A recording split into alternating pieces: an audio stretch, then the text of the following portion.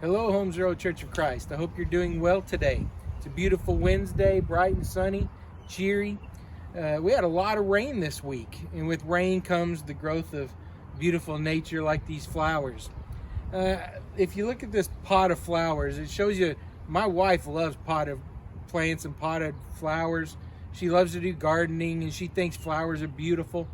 It even reminds me of a story. When we used to live in Texas and we were moving to California, she took several of these potted plants that she used to love.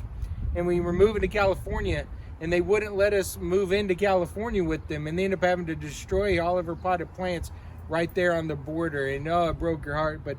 But she loves these potted plants. And as I was looking at this particular pot, it reminded me of a story I once knew a long time ago from Chinese literature. It was called The Story of the Cracked Pot. And I want to just share it with you to give you some insight into some scripture as well for your thought for the day. But the story of the cracked pot goes like this. There was an elderly Chinese woman. She had two large pots, and each hung on the ends of a pole, which she carried across her neck. One of the pots had a crack in it, while the other pot was perfect and always delivered a full portion of water. At the end of the long walk from the stream back to her house, the cracked pot would arrive with only half full because all of it leaked out, because the other half leaked out. For a full 2 years, this went on daily, with the woman bringing home only 1.5 pots of water. Of course, the perfect pot was proud of its accomplishments, but the poor little cracked pot, it was ashamed of its own imperfection and miserable that it could only do half of what it was intended to do. After 2 years of what it perceived to be a bitter failure, it spoke to the woman one day by the stream.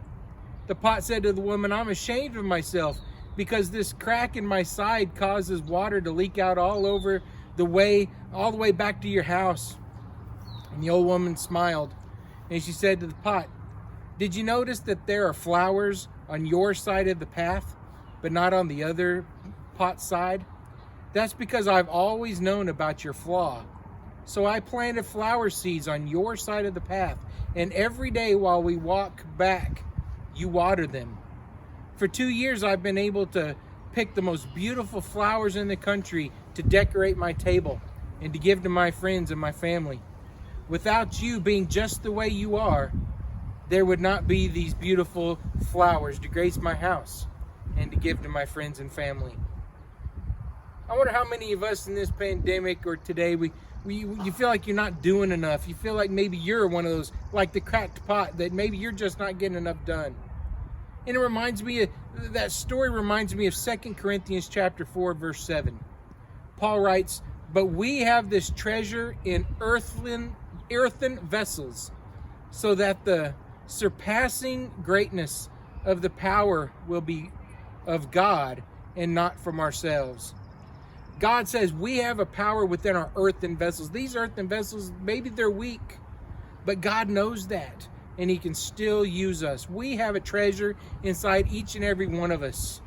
No matter what shape your earthen vessel is in, if you're old and hurting, or if you're young and spry, whatever it is, God knows your flaws, and He can still use you.